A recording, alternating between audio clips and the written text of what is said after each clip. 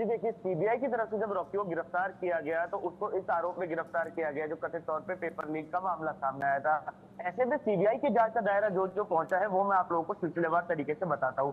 सबसे पहले जब रॉकी की गिरफ्तारी हुई है तो सवाल जवाब का सिलसिला शुरू हुआ। ऐसे में कुछ अहम सवाल जो उससे पूछे गए वो ये थे कि आखिर जो ये पेपर लीक किया गया था ये क्यों किया गया, इसके पीछे की मंशा क्या थी, क्या किसी परिवार वाले को पहुंचाने के लिए पेपर लीक किया गया था या फिर ये एक धंधा था जिसको आप पूरे नेटवर्क के जरिए फैलाना चाह रहे थे। दूसरा अहम सवाल जो आपसे किया गया वो ये हो सकता है कि जो ये पेपर आपने लीक किया है किस किस राज्य में किस किस सेंटर तक आपने पहुंचाया।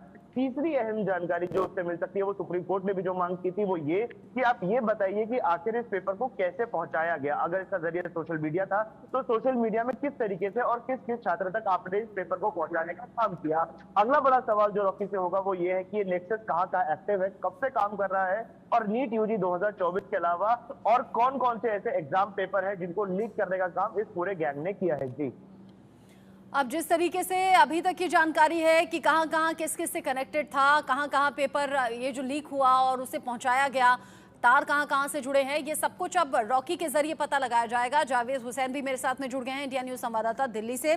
जावेद, रॉकी की गिरफ्तारी पिछले काफी दिन से कोशिश हो रही थी, पहले पुलिस के हाथों कोशिश हुई, फिर सीबीआई जगह जगह तलाश रही थी। रॉकी पकड़ा कहां से गया है और अभी तक की जानकारी क्या, पूछताछ में क्या क्या बातें कही उसने? ये रॉकी की गिरफ्तारी को लेकर पहले बहुत ज्यादा ये था कि कंफ्यूजन हो रहा था कि आखिर रॉकी को एजेंसी ने कहां से गिरफ्तार किया, लेकिन अब इनिशियल ये इन्फॉर्मेशन है सीबीआई की तरफ से कि रॉकी को बिहार में ही नालंदा के पास से गिरफ्तार किया गया है और टेक्निकल एडवांस सर्विलांस के बेसिस पर गिरफ्तार किया है। रॉकी ने ही अपने रिश्तेदार मिलता है, इसको पीडीएफ के जरिए उसके मोबाइल फोन पर उसने ये पूरे क्वेश्चंस पेपर को दिया था। उसके बाद ये पेपर पहुंचता है पटना के प्ले लर्न स्कूल, जहां पे करीब 35 स्टूडेंट जो कि इस क्वेश्चंस पेपर और इसको सबसे पहले सॉल्वर्स एमबीबीएस के जो कुछ छात्र थे उनसे इस पूरे क्वेश्चन पेपर को सॉल्व कराएगा। उस पूरे पेपर को फिर प्ले लर्न स्कूल तक पहुंचाया गया, जहां पर उन बच्चों ने इसकी प्रिपरेशन की। उसके बाद 5 तारीख को एग्जाम होना था, यानी कि 3 और 4 तक ये पेपर वहां पर पहुंच गया था। उसके बाद जो जले हुए कुछ पेपर्स मिले थे प्ले लर्न स्कूल के बाद, जिसमें एक कोड होता है, पेपर का कोड होता है,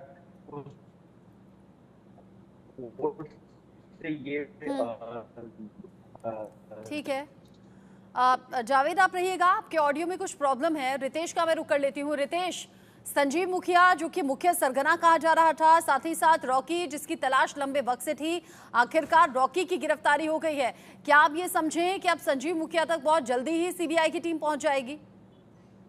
अब बिल्कुल देखिए, संजीव मुखिया तक अब सीबीआई की टीम बहुत जल्द पहुंचने वाली है और जो सोर्सेज हैं सीबीआई के अंदर, उनका साफ तौर पे कहना है कि रॉकी की गिरफ्तारी होने के बाद ही कई उसके फोन को फौरन सीबीआई ने अपने हाथ में ले लिया और हाँ। उसके फोन से सीबीआई को कई सारी महत्वपूर्ण जानकारी मिली है। हाँ। और उसी जानकारी के आधार पर अब सीबीआई की टीम देश के अलग अलग हिस्सों में रेड कंडक्ट कर रही है। खास तौर पर झारखंड में रेड कंडक्ट हो रही है और वेस्ट बंगाल भी सीबीआई की टीम पहुंची है, जहां सीबीआई को ये इनपुट मिले हैं कि वेस्ट बंगाल में भी छुपा हो सकता है संजीव मुखिया।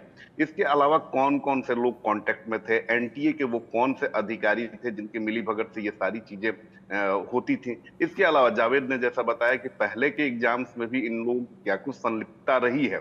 ऐसा नहीं है कि सिर्फ 2024 की ही नीट परीक्षा में इन लोग का इन्वॉल्वमेंट निकल कर सामने आया, पहले की परीक्षाओं में भी इनकी इन्वॉल्वमेंट है। तो तमाम चीजों को सीबीआई खंगाल रही है कि अगर बात करें बिहार और झारखंड में तो कौन कौन से लोग मददगार थे, किनके पास इन लोगों ने पनाह ली, कहां से इसके पास दूसरा फोन पहुंचा, क्योंकि इसकी जो गिरफ्तारी हुई है वो टेक्निकल सर्विलांस पर हुई है। आईपी एड्रेस के जरिए जो सीबीआई की टीम है वो इसके लोकेशन को ट्रेस करने में माफ कीजिएगा, ट्रेस उसमें किया।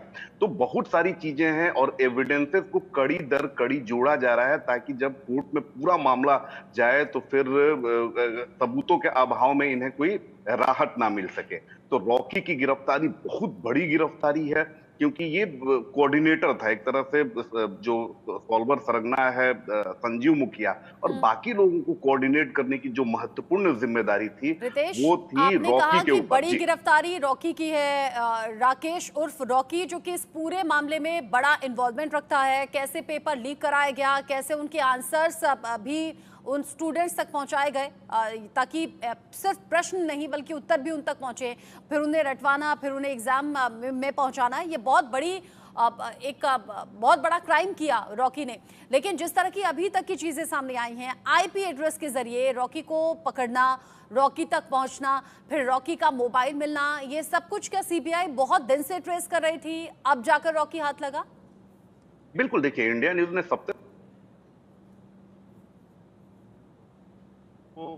नेपाल में मिला था और अभी जो जानकारी हमें मिल रही है उसके अनुसार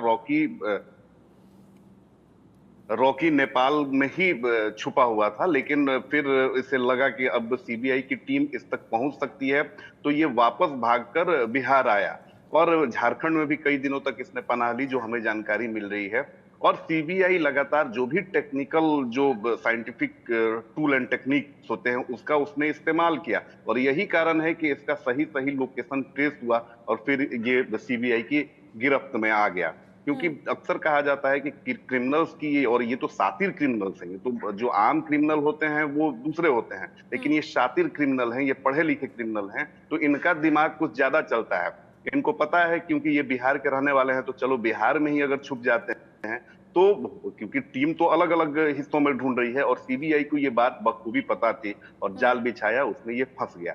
अब इसके जरिए सीबीआई को उन तमाम जो डॉक्टर्स जो फ्लाइट से आते हैं, क्वेश्चन पेपर हल करते हैं, कई दफे जो दूसरे के बदले परीक्षा देते हैं, इन तमाम लोगों पर अब सीबीआई शिकंजा कसने की तैयारी में जुट चुकी है, क्योंकि ये सारे महत्वपूर्ण एविडेंसेस हैं और एविडेंस जो है इसके मोबाइल से बहुत सारे मिले हैं, कई सारे अहम डॉक्यूमेंट्स मिले हैं और कौन कौन से लोग इनको भगाने में मदद कर रहे थे, इन्हें पनाह दे रहे थे, इनकी मदद क्या कर रहे थे। जानकारी एसीबी के सनी और रंजीत के जरिए ही रॉकी की लोकेशन के बारे में अंदाजा हुआ और जैसा कि रितेश बता रहे हैं नेपाल में जाकर छिप गया था।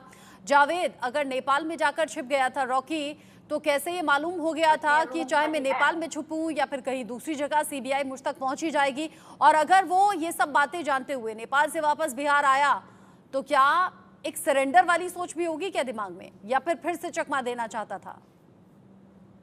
जी देखिए, ये कहना तो अभी मुश्किल होगा, लेकिन जिस तरीके से अब सीबीआई के पास 10 दिन की रिमांड है और 10 दिन की रिमांड बहुत बड़ी होती है और इसमें देखिए सबसे ज्यादा जो है टेक्निकल जो सर्विलांस और टेक्निकल इंटेलिजेंस का इस्तेमाल किया है सीबीआई ने, क्योंकि मोस्टली जो केस है ये कनेक्टिविटी सारा ऑनलाइन पेपर्स लीक मामला, ऑनलाइन कनेक्शन, ऑनलाइन क्वेश्चन भेजना, मेल के जरिए भेजना, व्हाट्सएप के जरिए कनेक्टिविटी, उसके बाद टेलीग्राफ से पूरा डाटा डिलीट करना और इसके अलावा जितने भी टेक्निकल अलग सोशल प्लेटफॉर्म है उन पे इनकी कनेक्टिविटी थी। तो सीबीआई का जो इन्वेस्टिगेशन था वो टेक्निकल बेस पे ही स्टैब्लिश हुआ।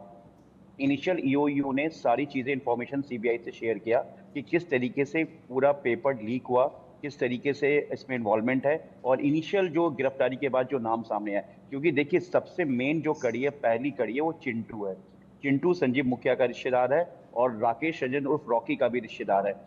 चिंटू के ही फोन पे पीडीएफ क्वेश्चन सारे भेजे गए और ये वही क्वेश्चन है जो 3 तारीख को हजारीबाग के ओसिस स्कूल के पास पहुंचना था और इसके अलावा 5 और सेंटर्स थे जहां पर ये क्वेश्चन पेपर पहुंचने थे, लेकिन रांची और हजारीबाग के बीच ही टैंपरिंग की गई, छेड़छाड़ किया गया और क्वेश्चन पेपर वहां से लीक हुआ। लेकिन सबसे बड़ी बात यह है कि देखिए क्वेश्चन पेपर जो है रॉकी के पास पहुंचा और रॉकी ने चिंटू को मोबाइल में पीडीएफ बनाकर, यानी कि चिंटू रॉकी के पास भी ये क्वेश्चन पेपर पीछे से आया। मतलब अब पीछे का चेन कौन है, क्या संजीव मुखिया या इसके अलावा जो एनटीए जिससे भी सीबीआई जो सीबीआई के रडार पे कुछ ऑफिसर्स हैं, कुछ अधिकारी है, वो भी हैं। तो उसमें पूरा जो एक सीक्वेंस है, वो सीक्वेंस ऑफ पूरा जो ये इस मॉडस ऑपरेंडी का जो ये लीक मामला स्कैम है, तो इसमें सारा नेक्सस जो है ऑनलाइन फोन कनेक्टिविटी से, मतलब फिजिकली कुछ भी नहीं हुआ है। तो इसलिए सीबीआई लगातार टेक्निकली इंटेलिजेंस का इस्तेमाल कर रही थी। और अगर ऑनलाइन हुआ है, मोबाइल के जरिए हुआ है, इसीलिए अब उन्हें ट्रेस भी किया जा रहा है। अगर मोबाइल हाथ लगा है तो बहुत से बड़े सबूत, और जो चीजें डिलीट भी की गई हैं वो भी फॉरेंसिक डिपार्टमेंट के जरिए अब पता लगाने की कोशिश और वापस लाने की कोशिश हो रही है, ताकि सबूतों के साथ धरे जा सकें एक एक करके सभी आरोपी। रॉकी की गिरफ्तारी बड़ी गिरफ्तारी है। आयुष, जावेद, रितेश, बहुत शुक्रिया आप तीनों का मेरे साथ में जुड़ने के लिए। ये सभी अपडेट्स दर्शकों तक पहुंचाने